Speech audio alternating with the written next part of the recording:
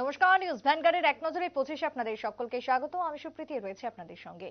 আর্থিক দুর্নীতি মামলায় ইডির হাতে গ্রেপ্তার হেমন্ত সোরেন এবং তারপরে চম্পাই সোরেনের সরকারের আস্থা ভোটের অংশ নেবার ইচ্ছে প্রকাশ করেছিলেন হেমন্ত সোরেন। আবেদন করেছিলেন রাঁচির বিশেষ আদালতে। আদালত থেকে সোরেনকে অনুমতি দেওয়া হয়েছে। আগামী 5 ও 6 ফেব্রুয়ারি রাজ্য বিধানসভায় আস্থা ভোটের অংশ নিতে পারবেন হেমন্ত সোরেন। ফলে ঝাড়খণ্ডের রাজ্য রাজনীতিতে আবারও উত্তপ্ত হওয়ার সম্ভাবনা রয়েছে।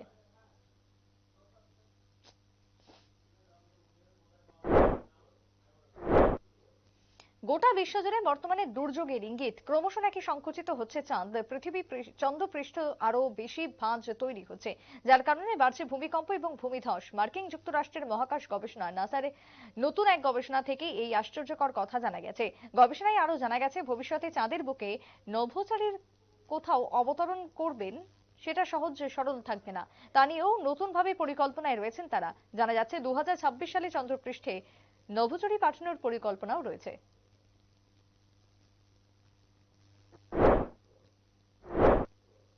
শুক্রবার মধ্যরাতে নাইরোবির দক্ষিণ পূর্ব অংশে আচমকা বিস্ফোরণ ঘটে এবং এক গ্যাস প্লান্টে বিকট শব্দ কেঁপে ওঠে গোটা এলাকা। ক্ষয়ক্ষতি হয় বিস্ফোরণে টাকার বহু বাড়িঘর। ঘটনায় 2 জন মৃত্যু হয়েছে, আহত হয়েছেন প্রায় 2 শতাধিক মানুষ। বর্তমানে পুলিশ সমস্ত ঘটনা খতিয়ে দেখছে।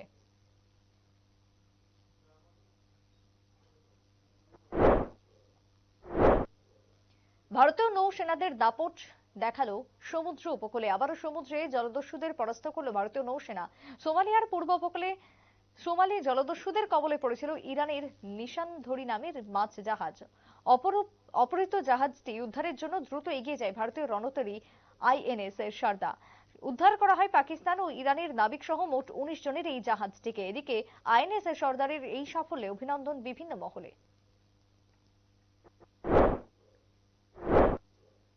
গেরুয়া শিবিরে বর্ষিয়ান নেতা লালকৃষ্ণ আডবাণী পাচ্ছেন ভারতরত্ন।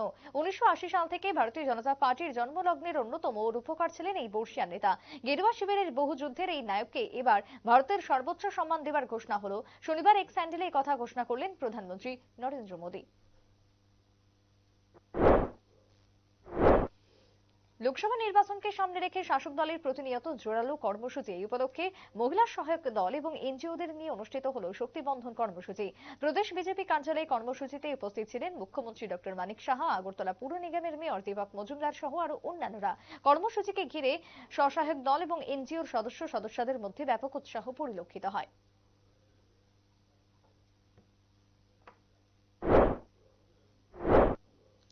আগরতলা সায়েন্স সিটিতে এসে নিরাপত্তাহীনতায় ভুগছে স্কুল পড়ুয়ারা। ছাত্রছাত্রী সহ শিক্ষক শিক্ষিকাদের অভিযোগ, শনিবার সাব্রুম মহকুমার অন্তর্গত মনুবাজার ফুলছড়ি হাই স্কুলের ছাত্রছাত্রীরা এসেছিল শিক্ষামূলক ভ্রমণে, কিন্তু সেখানে এক গাড়ির ওয়ার্কশপ থেকে স্প্রে মেশিনের মাধ্যমে ছাত্রছাত্রী এবং শিক্ষক শিক্ষিকাদের গায়ে জল ঢেলে ভিজিয়ে দেওয়া হয় এলাকার এক যুবকের দ্বারা। এমনটাই অভিযোগ। যুবকের উচ্ছৃঙ্খল আচরণের প্রতিবাদে অবরোধে বসেন স্কুলের ছাত্রছাত্রী এবং শিক্ষক শিক্ষিকারা। আমতলী থানার পুলিশ এবং এসডিপিও প্রসন্নকান্ত ত্রিপুরা ঘটনাস্থলে যান। আশ্বাসে অবরোধ মুক্ত করেন ছাত্রছাত্রীরা। যুবতের এই আচরণে ছাত্রছাত্রী, স্কুলের প্রধান শিক্ষক এবং ছাত্রছাত্রীরা সকলেই হতবাক।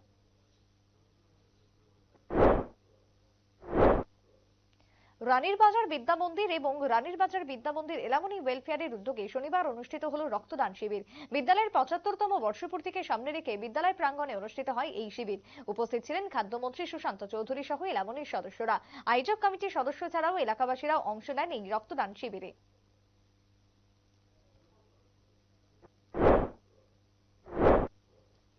2023 সালের মাধ্যমিক এবং উচ্চ মাধ্যমিক পরীক্ষায় প্রথম থেকে দশম স্থানাধিকারী এবং প্রথম বিভাগে উত্তীর্ণ ছাত্রছাত্রীদের সংবর্ধনা জানালো তপশিলি জাতি কল্যাণ দপ্তর।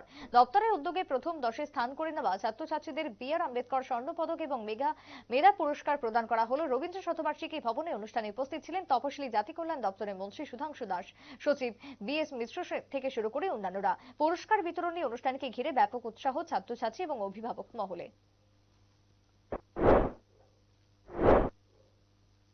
পূর্বতন মুখ্যমন্ত্রী বিপ্লব কুমার দেবের সময় থেকে রাজ্যে চালু হয়েছিল যুব যোগাযোগ যোজনা, যার লক্ষ্য ছিল কলেজ অতিক্রম হওয়া ছাত্রছাত্রীদের প্রতি মাসে 5,000 টাকা করে স্কলারশিপ দেওয়া। কিন্তু আশ্চর্যের বিষয়, 2022-23 শিক্ষাবর্ষে মোট 8,000 ছাত্রছাত্রী এখনো পর্যন্ত এই স্কলারশিপ থেকে বঞ্চিত হয়েছেন। এমনটাই দাবি অখিল ভারতীয় বিদ্যার্থী পরিষদের রাজ্য সম্পাদক সঞ্জিত সাহার, যার কারণে অখিল ভারতীয় বিদ্যার্থী পরিষদের এক প্রতিনিধি দল সাক্ষাৎ করলেন দপ্তরের মন্ত্রী দপ্তরের মন্ত্রী প্রণজিৎ সিংহ রায়ের সাথে এবং দ্রুত স্কলারশিপ প্রদানের আহ্বান জানান।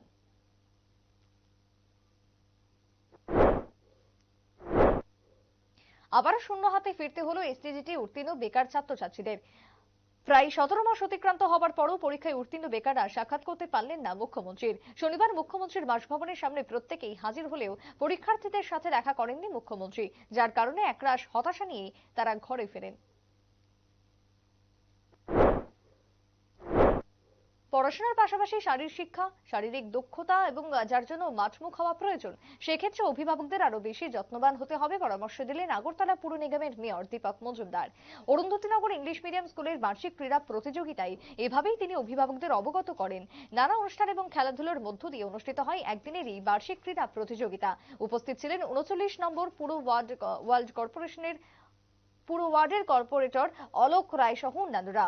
প্রতিযোগিতার শেষে খেলোয়াড়দের হাতে পুরস্কার তুলে দেন উপস্থিত অতিথিরা।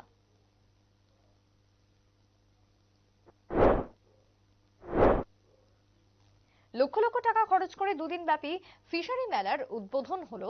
পূর্বাশার আরবান হাটে ঢাকঢোল পিটিয়ে শুক্রবার উদ্বোধন হয়েছিল এই মেলার, কিন্তু মাছপ্রেমীরা শনিবার দ্বিতীয় দিনে মেলায় গিয়ে ফিরে এলেন ধোকা পকেটে নিয়ে। প্রত্যাশা করেছিলেন রাজ্যের বিভিন্ন এবং জেলা মহকুমা থেকে মৎস্য চাষীরা আসবেন অনেক মাছ নিয়ে, কিন্তু বাস্তবে দেখা মিলল মাছিন ফিশ ফেয়ার। দপ্তরের প্রতিনিধিরা এড়িয়ে গেলেন সাংবাদিকদের। গোজামিল প্রশ্নের উত্তর দিয়ে দায় এড়াতে চাইলেন প্রত্যেকেই। ফলে একাংশরা মনে করছেন রাজ্যের মৎস্য চাষীদের লোভনীয় ললিপপ দিয়ে বাঁকা পথে অর্থ রোজগারের একটা ঠিকানা বানিয়েছিল আয়োজক কমিটি, যার নাম দেওয়া হয়েছিল ফিশ ফেয়ার, যেখানে উৎসাহী ক্রেতারা কিনতে পারলেন না কোনো মাছ। গত কয়েকদিন ধরে এক বিতর্কের কেন্দ্রবিন্দুতে রয়েছে ত্রিপুরা মধ্যশিক্ষা পর্ষদ। উপজাতি সংগঠনগুলো দাবি করছে ককবরক ভাষার পড়ুয়ারা রোমান হরফে উত্তরপত্রে লিখতে চায়, কিন্তু পর্ষদ সভাপতি অনর রইলেন নিজের সিদ্ধান্তে। পরিষ্কার জানিয়ে দিলেন কেন্দ্রীয় থেকে কোনো সবুজ সংকেত না আসলে রোমান হরফে নয়, বাংলাতেই লিখতে হবে ছাত্রছাত্রীদের। শনিবার সাংবাদিক সম্মেলনে কথা জানিয়ে দেন পর্ষদ সভাপতি।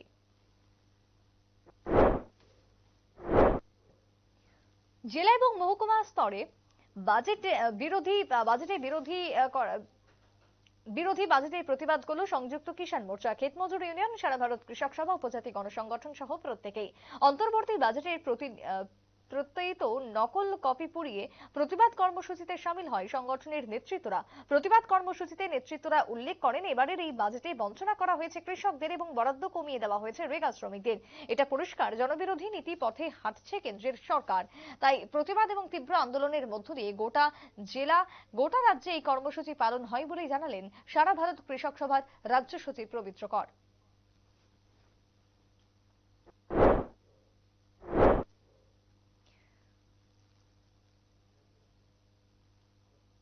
কমলপুর মরাছড়া কমিউনিটি হলে এসসি ওয়েলফেয়ারের উদ্যোগে জেলাভিত্তিক অদ্বৈত মল্ল বর্মনের 110তম জন্মবার্ষিকী উপলক্ষে বিভিন্ন অনুষ্ঠানের আয়োজন। প্রদীপ প্রজ্বলন করে উদ্বোধন করলেন বিধায়িকা স্বপ্না দাস পাল।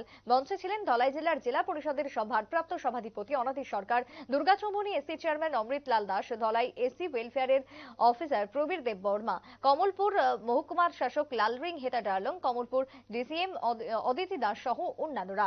অনুষ্ঠানে অদ্বৈত মল্ল বর্মনের জীবনী নিয়ে আলোচনা করেন উদ্বোধক স্বপ্না দাস পাল এবং ধলাই জেলার এসসি ওয়েলফেয়ারের অফিসার প্রবীর দেব বর্মা থেকে শুরু করে অন্যান্যরা। 1980 সালে ভারতীয় জনতা পার্টির জন্মের অন্যতম রূপকার এল.কে. আডবাণী জনতা দল ছেড়ে সঙ্গীদের নিয়ে বিজেপির স্থাপনা করেন। তার উত্থানের সঙ্গেই ভারতীয় রাজনীতিতে জুড়ে যায় রামের রাজনীতি। গেরুয়া শিবিরের বহু যুদ্ধের সেই নায়ককে এবার ভারতের সর্বোচ্চ সম্মানে ভূষিত করা হবে। এদিন এক্স হ্যান্ডেলে পিএম মোদী লেখেন, অত্যন্ত আনন্দের সঙ্গে জানাচ্ছি যে এল.কে. আডবাণীকে ভারত রত্নে সম্মানিত করা হবে। আমি ইতিমধ্যে তার সঙ্গে কথা বলেছি, তাকে অভিনন্দনও জানিয়েছি। এরপরই মোদী যোগ করেন, আমাদের সময়ের অন্যতম শ্রদ্ধেয় রাষ্ট্রনেতা তিনি। ভারতের উন্নতিতে তার বিরাট অবদান রয়েছে। একেবারে তৃণমূল স্তর থেকে কাজ শুরু করেছিলেন, ধীরে ধীরে পৌঁছে গিয়েছিলেন উপপ্রধানমন্ত্রীর পদে। কেন্দ্রীয় স্বরাষ্ট্রমন্ত্রী এবং তথ্য সম্প্রচার মন্ত্রীর ভূমিকাও পালন করেছেন তিনি। সংসদীয় ক্রিয়াকলাপে দৃষ্টান্ত স্থাপন করেছেন তিনি।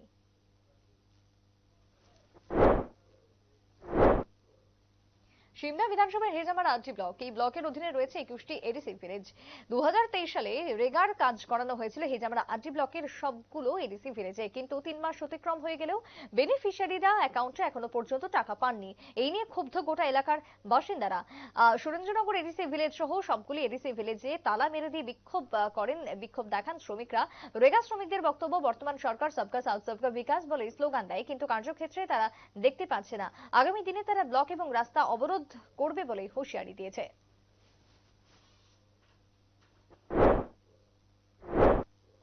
পদত্যাগ করলেন পাঞ্জাবের রাজ্যপাল বনওয়ারিলাল পুরোহিত। রাষ্ট্রপতি দ্রৌপদী মুর্মুকে পাঠানো ইস্তফা পত্রে তিনি জানিয়েছেন, ব্যক্তিগত কারণে ও কিছু অন্যান্য বাধ্যতামূলক প্রতিশ্রুতি রক্ষার্থে ইস্তফা দিতে চান তিনি। তার আবেদন মঞ্জুর করার আর্জি জানিয়েছেন বনওয়ারিলাল। কিন্তু ওয়াকিবহাল মহলের দাবি, পাঞ্জাবের মুখ্যমন্ত্রী ভগবন্ত মানের সঙ্গে সম্পর্কের অবনতির জেরে তাঁরই সিদ্ধান্ত। এদিকে পাঞ্জাব প্রশাসনের দাবি, বিল পাশ করাতে দেরি করেন রাজ্যপাল। বিষয়টা গড়িয়েছে সুপ্রিম কোর্ট পর্যন্ত। গত নভেম্বরে প্রধান বিচারপতি ডিওয়াই চন্দ্রচূড়ের বেঞ্চে শুনানি ছিল পাঞ্জাবের সরকারের দায়ের মামলাটির। শীর্ষ আদালত জানায়, রাজ্যের প্রধান হিসেবে একজন রাজ্যপাল এভাবে বিল পাশ করাতে বিলম্ব করতে পারেন না। সে সঙ্গে এও বলা হয়, নিজের সাংবিধানিক ক্ষমতা ব্যবহার করে বিল আটকে রাখতে পারেননি তিনি।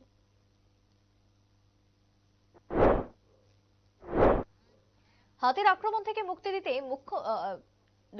মন্ত্রীর যে আশ্বাস, তা এক প্রকার ফ্লপ।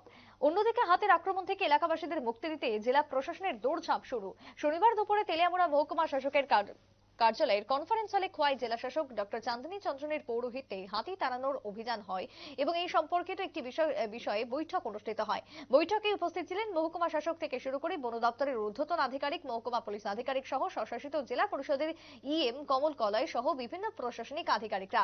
বৈঠক শেষে খোয়াই জেলা শাসক ডক্টর চাঁদনী চন্দ্রন সংবাদ মাধ্যমের মুখোমুখি হয়ে নিজ প্রতিক্রিয়া ব্যক্ত করতে গিয়ে জানান, চলতি বছরের 29 জানুয়ারি তেলিয়ামুড়া মহকুমার মুঙ্গিয়াকামি এলাকায় বন্য হাতির আক্রমণ থেকে এলাকার লোকজনদের চিরতরে মুক্তি দিতে এক পথ অবরোধ সংঘটিত হয়েছিল। মূলত সেখানে দাবি উঠেছিল, মতি নামের যে হাতি রয়েছে সেই হাতিটি বিভিন্ন এলাকায় বর্তমান সময়ে তাণ্ডব চালাচ্ছে। তার থেকে মুক্তি দিতেই হাতিগুলিকে কিভাবে বাগে আনা যায়, এই নিয়ে শনিবার ছিল গুরুত্বপূর্ণ বৈঠক।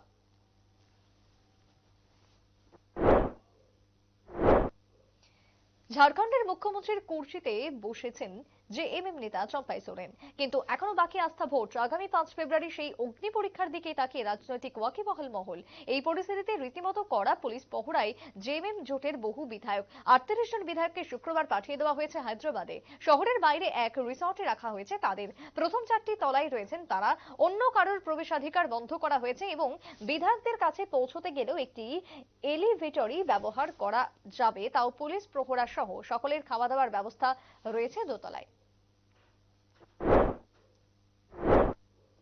রেগার অর্থ বরাদ্দের ক্ষেত্রে ক্রমাগত বঞ্চনা। রেগা শ্রমিকরা কেন্দ্রীয় সরকারের বিরুদ্ধে জনবিরোধী ভূমিকা নিচ্ছে, এই অভিযোগে শনিবার উদয়পুরে সিপিএম মহকুমা পার্টি অফিসের সামনে বিক্ষোভ প্রদর্শন করল বাম কৃষক সংগঠন। এই বিক্ষোভ কর্মসূচিতে বিলের কপি পোড়ানো হয়। উপস্থিত ছিলেন সিপিএম উদয়পুর মহকুমা কমিটির সম্পাদক দিলীপ দত্ত সহ পার্টির দলীয় নেতৃত্বরা। বিক্ষোভ কর্মসূচিতে উদয়পুর মহকুমা কমিটির সম্পাদক দিলীপ দত্ত বলেন, রেগার অর্থ বরাদ্দের ক্ষেত্রে ক্রমাগত বঞ্চনা এবং রেগার আইন বিরোধী কেন্দ্রের সরকারের জনবিরোধী ভূমিকার কথা শুধু এখান থেকেই প্রতিবাদ জানালে চলবে না। কেন্দ্রীয় সরকার রেগা বন্ধ করে দিতে চাইলে সারা দেশে প্রতিবাদ আন্দোলন গড়ে তুলতে হবে। এই প্রতিবাদ সারা দেশের নজরে আনতে হবে।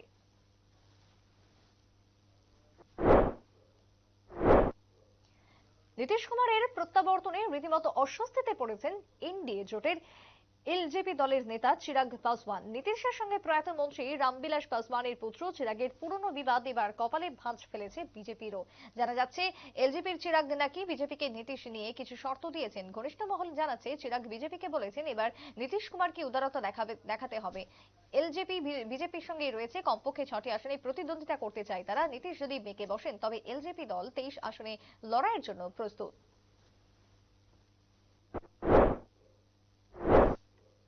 রেল চালকের গাফিলতির কারণেই এক রেল কর্মচারীর মৃত্যু। মৃতের নাম রামদেও সিং, বাড়ি বিহারে বৈশালী এলাকায় বলে খবর। ঘটনা ধর্মনগর পানিসাগর রেলপথের কৃষ্ণপুর এলাকায় 99 নম্বর ব্রিজের উপরে। মৃত ব্যক্তি রেল লাইনের চাবিওয়ালার কাজে নিযুক্ত ছিল, কিন্তু একটি লাইন ইঞ্জিন দ্রুত গতিতে এসে তাকে পেছন থেকে আঘাত করে চলে যায় বলে অভিযোগ। মৃতেরকে অনেক চেষ্টা করেও জীবনে শেষ রক্ষা করতে পারেনি। রেলকর্মীর মৃত্যুর প্রতিবাদে বিক্ষোভ রেলকর্মীরা শুরু করে। রেল আটকে তারা অবরোধ জানায়। পরে ঘটনাস্থলে ছুটে আসে রেলের দায়িত্বপ্রাপ্ত জিআরএম এবং রেল কর্মীদের আশ্বস্ত করে অবরোধ প্রত্যাহার করা হয়। শুক্রবার খোয়াই জেলার জেলা ও দায়রা আদালতের বিচারপতি শঙ্কর দাস খুনের অভিযোগে এক ব্যক্তিকে যাবজ্জীবন কারাদণ্ডের শাস্তি ঘোষণা করা হয়েছে। আদালতের সরকারি আইনজীবী অভিজিৎ ভট্টাচার্য জানিয়েছেন, 1999 সালে খোয়াই থানাধীন পূর্ব গণকি গ্রামের শ্রমিক কলোনিতে নিরঞ্জন দেবনাথকে তার বাড়িতে ঘুমন্ত অবস্থায় গভীর রাতে দা দিয়ে কুপিয়ে হত্যা করা হয়। এই হত্যাকাণ্ডের সঙ্গে জড়িত প্রতিবেশী যুবক দেবেন্দ্র কন্দ ঘটনার পরই পালিয়ে যায়। 2020 সালে পুলিশ তাকে গ্রেপ্তার করে আদালতে তোলে। এরপর শুরু হয় বিচার প্রক্রিয়া। সরকারি আইনজীবী জানিয়েছে, এই মামলায় মোট 11 জনের সাক্ষী গ্রহণ করা হয়। আজ আদালতের বিচারপতি শঙ্কর দাস অভিযুক্ত ব্যক্তিকে দোষী সাব্যস্ত করেন এবং যাবজ্জীবন কারাদণ্ডের শাস্তি ঘোষণা করেন। এই মামলার তদন্তকারী অফিসার ছিলেন প্রিয়লাল মজুমদার।